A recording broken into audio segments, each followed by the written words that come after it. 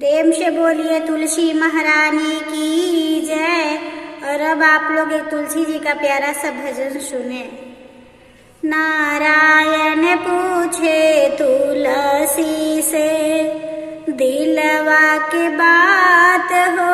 नारायण पूछे तुलसी से दिलवा की बात हो। नारायण पूछे तुलसी से के तोहरे माता तुलसी के तोहरे पिता के तोहरे माता तुलसी के तोहरे पिता। कवने नगरिया में कवने नगरिया में भइल बा विवाह हो। नारायण पूछे तुलसी से दिलवा के बात हो। नारायण पूछे तुलसी से दिलवा के बात हो। नारायण पूछे तुलसी से धरती हमरी माता हई मेघ हमरी पिता।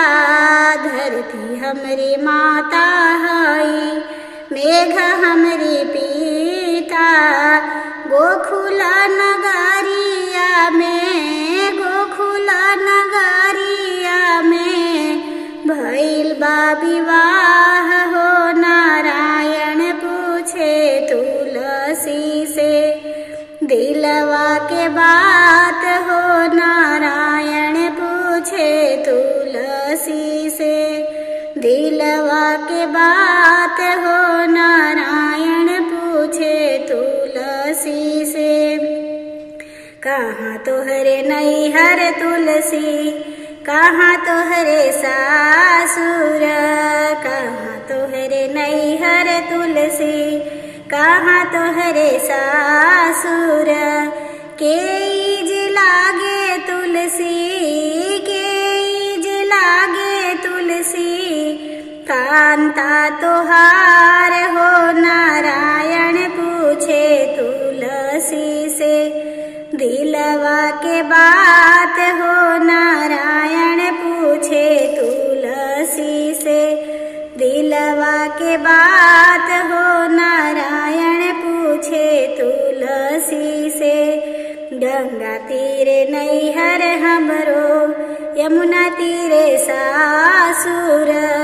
गंगा तीरे नैहर हमरो यमुना तीरे सासुर।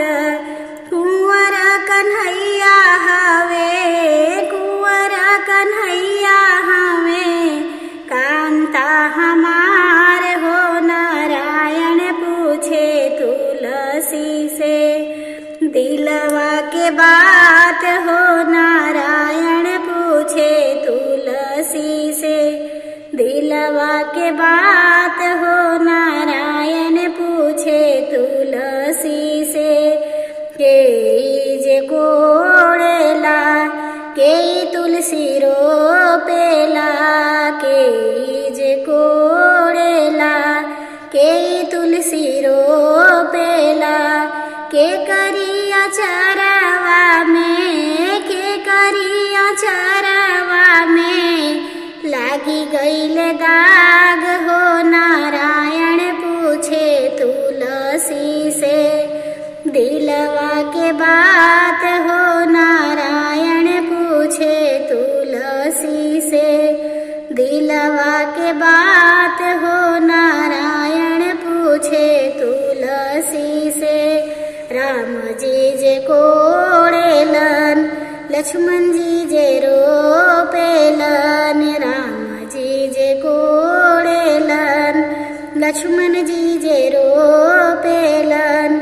सीता के अचरवा में सीता के अचरवा में लागी गईल दाग हो। नारायण पूछे तुलसी से दिलवा के बात हो। नारायण पूछे तुलसी से दिलवा के बात हो। नारायण पूछे तुलसी से के जल चढ़ावे रामा के दियरा जलावे के जल चढ़ावे रामा के दियरा जलावे के